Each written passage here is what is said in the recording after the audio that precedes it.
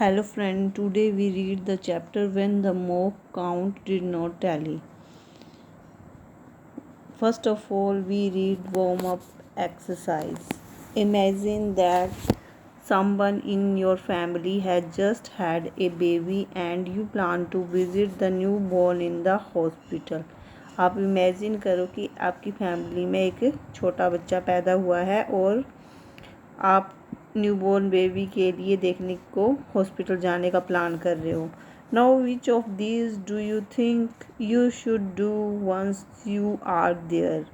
तो आप नीचे जो ऑप्शन दी है उनमें कौन कौन सी चीज़ें आप कर सकते हो और कौन कौन सी नहीं कर सकते हो. Tick the correct sentence. जो करेक्ट सेंटेंस है उसको टिक करना है. First, speak softly. जब हॉस्पिटल में जाओगे तो धीरे बोलोगे, तो first is right. Second, make noise to show your joy. अपनी खुशी को शो करने के लिए नॉइज़, शोर मचाओगे. Cross, wrong answer. Make way for patients and medical professionals. जो पेशेंट्स है, बीमार है, और मेडिकल प्रोफेशनल डॉक्टर वगैरह, उनको जाने के लिए रास्ता दोगे. Right answer.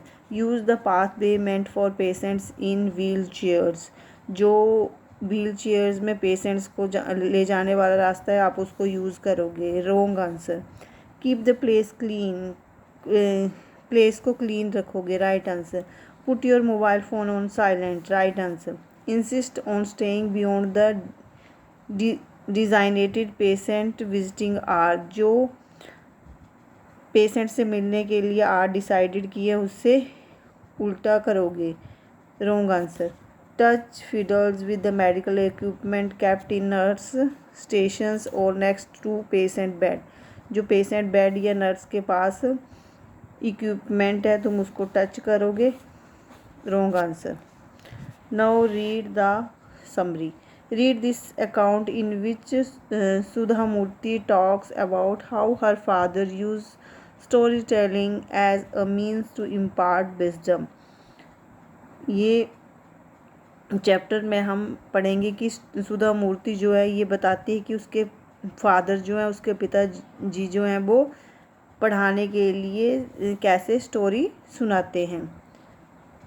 Now start. My father was a doctor and a very popular professor of obstetrics and gynaecology. तो सुधा मूर्ति बोल रही है कि मेरे फादर जो हैं वो बहुत बड़े पॉपुलर प्रोफेसर हैं. ऑब्स्टेट्रिक्स मतलब प्रेगनेंसी या चाइल्ड बर्थ के डॉक्टर हैं, और गायनोकोलॉजी मतलब वुमेन से रिलेटेड डिजीज़ के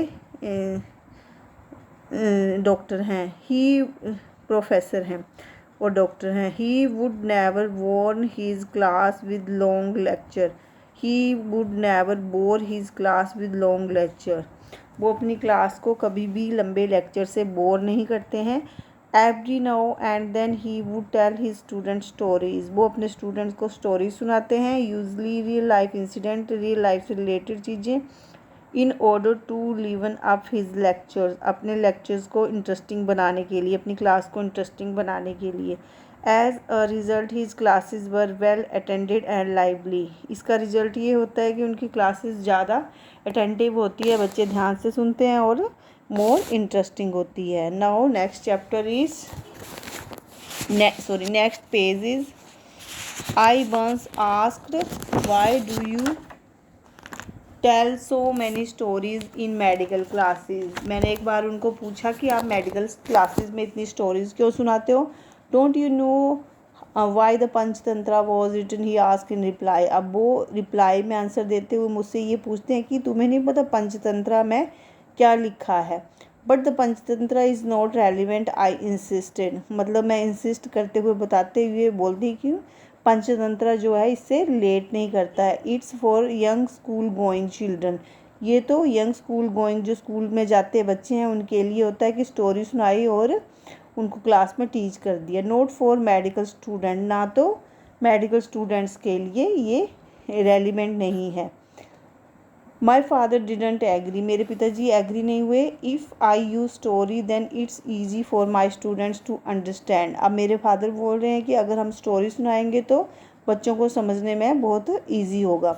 more over one can not hold a student attention for more than 45 minutes at a stretch even if the lecture is interesting। मतलब कोई भी एक बच्चे के अटेंशन को 45 मिनट्स तक स्ट्रेच नहीं कर सकता, मतलब उसके ध्यान को बांधे नहीं रख सकता जब तक कि लेक्चर जो है वो इंटरेस्टिंग ना हो। So if I add stories, इसलिए अगर मैं स्टोरीज ऐड करता हूँ, I can stretch their concentration span for up to 2 hours, तो मैं उनकी कंसंट्रेशन को, अटेंशन को 2 घंटे तक स्ट्रेच कर सकता हूँ, बढ़ा सकता हूँ। The following was one of his stories, following ये उनकी एक सुनाई गई कहानी है। My father says that the incident actually took place in England, father बोलते हैं कि ये इंसिडेंट जो है वो कहाँ पे हुआ था, इंग्लैंड में। The operation theatre is popular called OT among medical professionals, जो मेडिकल प्रोफेशनल होते हैं, मेडिकल लाइन में होते हैं, वो ऑपरेशन थिएटर को ओटी बोलते हैं। इन OT nurse is consider a very responsible and powerful person in a hospital, और ओटी में जो नर्स काम करती है उसको बहुत ही रिस्पॉन्सिबल और पावरफुल पर्सन माना जाता है हॉस्पिटल में। She is highly respected by doctors and surgeons, उसकी बहुत ही ज़्यादा रिस्पेक्ट की जाती है डॉक्टर्स और सर्जन के द्वारा। Normally only senior and experienced nurses are given the post of an OT nurse, हमेशा ही एक्सपीरियंस्ड और सीनियर नर्स को ही ये पोस्ट दी जाती है। Once a very popular and senior surgeon was operating on a patient, एक बार बहुत ही पॉपुलर सीनियर डॉक्टर जो हैं, सर्जन जो है, वो एक पेशेंट को ऑपरेट कर रहे थे, ऑपरेशन कर रहे थे। It happened that the regular OT nurse was on leave that day, और ऐसा हो गया कि उस दिन जो ओटी की रेगुलर नर्स थी वो छुट्टी पे थी। The nurse who was posted to the OT in her place was young girl of 22, और उनकी जगह पे जो नर्स पोस्ट हुई वो यंग गर्ल थी 22 ईयर्स की। She was a green horn, वो बिगनर थी, मतलब अभी उसका कैरियर की स्टार्टिंग थी। Just out of nursing school but smart and good at her work, मतलब अभी वो नर्सिंग कोर्स करके ही आई थी, बट वो स्मार्ट थी और अपने काम में अच्छी थी।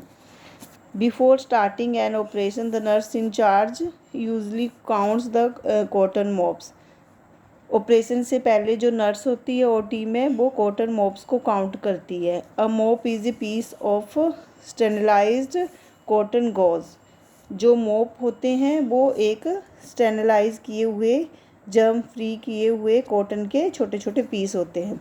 At the end of the operation she count the used and unused mops and totals them, और अंत में जब ऑपरेशन ख़त्म हो जाता है तब भी वो नर्स जो है इन मॉप्स को, जो यूज़ होते हैं और जो नहीं यूज़ होते हैं, उनको काउंट करती है। This figure should tally with the number of mops counted at the start of the surgery, और सर्जरी से पहले जब मॉप की काउंटिंग की गई थी और बाद के मॉप, जो टोटल मॉप होते हैं, उनके कंपैरिजन करते हैं, टैली करते हैं, उनको मिलाते हैं। This procedure is followed strictly to prevent the possibility of mop getting left behind in patient's body through oversight. ऐसा इसलिए किया जाता है कि कहीं गलती से कॉटन मॉप जो है वो पेशेंट की बॉडी में तो नहीं छूट गया। The operation was successful and the surgeon was about to sew up and close the abdomen, जो ऑपरेशन था वो सक्सेसफुल हो गया और अब जो सर्जन है वो पेट को सिलने के लिए तैयार था। In keeping with the routine, अब रूटीन वर्क में जैसे he ask the OT nurse, वो नर्स से पूछता है, सिस्टर इज़ द मोप काउंट ओके, अब मोप तुमने अच्छे से काउंट कर लिए, ठीक है। If it is fine give me the needle and catgut, अगर ये सही हैं तो मुझे नीडल और कैट गट दो। कैट गट वो होती बायर, जिसको नीडल की बायर या धागा टाइप, जिसको सिलते हैं नीडल की हेल्प से। The young nurse counted the मोप्स and said sorry doctor, young nurse जो है वो उनको काउंट करती है मोप्स को और बोलती है doctor sorry, the count is not okay, जो काउंटिंग है, गिनती है, वो ठीक नहीं है। There is difference of one mop, यहाँ पे वन मोप में डिफरेंस आ रहा है। Now first part is completed. I hope all of you understood.